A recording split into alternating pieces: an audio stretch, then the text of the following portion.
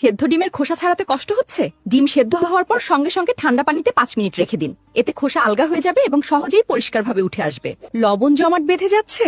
লবণের পাত্রে কয়েকটা কাঁচা চাল দিয়ে রাখুন। চাল আর্দ্রতা শোষণ করবে এবং লবণ ঝরঝরে থাকবে। বরফ ঘোলা হচ্ছে?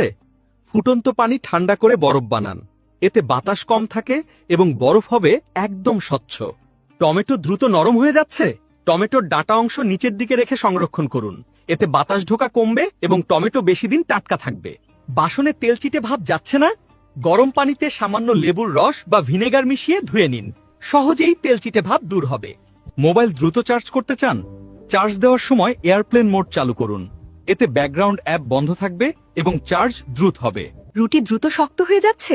গরম রুটি একটি পরিষ্কার কাপড় দিয়ে ঢেকে রাখুন।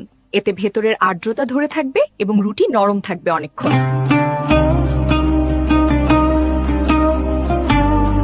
ওরে, শুনছিস? কড়াই কালো হয়ে গেছে নাকি?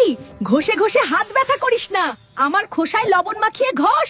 ওরে, শুনছিস? কুকার জ্বলে গেছে নাকি? আমি লেবু, আমাকে নিংড়ে দে।